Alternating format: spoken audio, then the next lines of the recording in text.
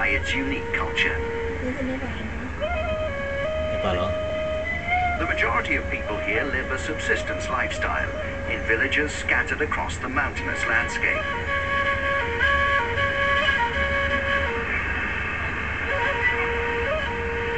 However, with increasing numbers of young Nepalese people moving to the nation's towns and cities, many aspects of the traditional way of life are fading fast.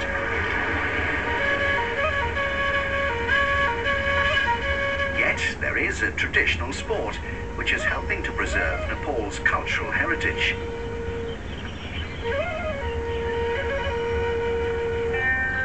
This is Dandi Beyo. It's played with a stick and a wooden pin and has certain similarities to cricket. Kesav Gautam is a member of Nepal's Sports Council and one of the country's top Dandi Beyo officials. Dandi Beyo has been played in Nepal for many years, and it's firmly ingrained in our culture. The game used to be played at all of our important festivals. It was also played as a way of celebrating a good harvest.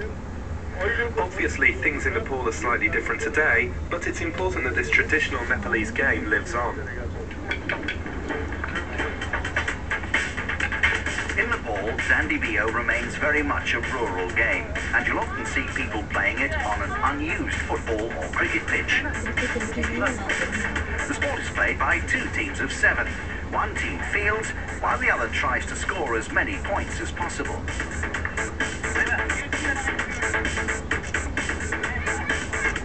The dandi is the long stick, which is used like a bat, and the beyo is the small wooden pin, which is hit. This is a great sport, and it's a lot of fun to play. But the games can often go on for many hours, and that's possibly a reason why its popularity has waned somewhat, even in the rural areas. But whenever there's a game of Dandi Beyo taking place, people do still gather to watch and offer their support. Although it's not as popular as, say, football or cricket, it still has a special place in the heart of most Nepalese people. The rules of the game are extremely complicated, and they differ from region to region.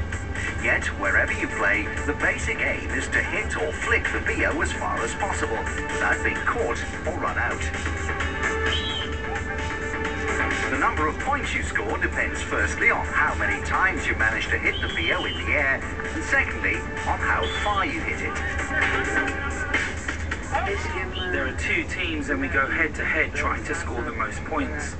The most important thing is making good contact with the beyo. The more times we hit it and the further we make it go, the more points we get, whether that's 2 points, 4 points or 6 points. But ideally, as a player, you want to score as many as 8 points in one go. It's a difficult sport to play, but when you get it right, it's extremely rewarding. Realizing that Dandi Beyo may not be the #1 choice for most young people in Nepal, the country's sports authorities have been working hard to ensure that the game is regularly played in communities across the land. A new set of standardized rules are being finalized to make the game easier to understand and play.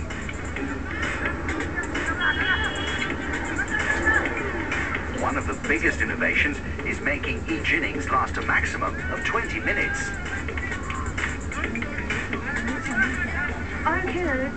Cricket and football are very popular in Nepal, but neither of those sports are played much by women. Dandi Beyo is our unofficial national sport, and lots of my friends play it. So it's a good social event too, and we want as many people to get involved with it as possible. When we decided to make improvements to the game, we consulted with a whole host of elders, because they have the best knowledge of the game and understand its history. It was difficult to know what the best thing to do for the sport was, because you don't want to make too many changes. However, for Dandi Beyo to last another 100 years, we had to make it more modern, while keeping true to its roots.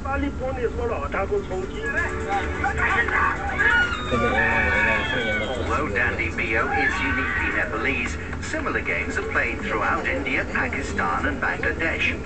The rules of the game differ from country to country, Yet, Nepal Sports Council are hoping that with their new changes to the game, international competitions may be possible in the future. As Nepal continues its rush towards modernity, games like Dandi Beyo continue to play a crucial role in preserving the Himalayan country's cultural identity. I feel inspired whenever I take part in these games, because I know that I'm involved with something that was played here hundreds of years ago. I'm becoming part of history, and I love that thought. Forget football and cricket.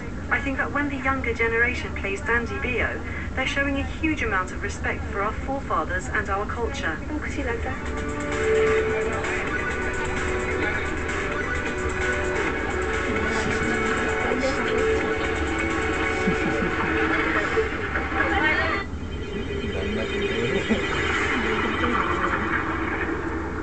Aduh, lumayan lah.